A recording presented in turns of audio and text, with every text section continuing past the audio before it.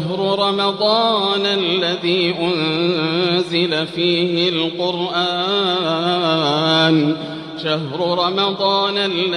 أنزل فيه القرآن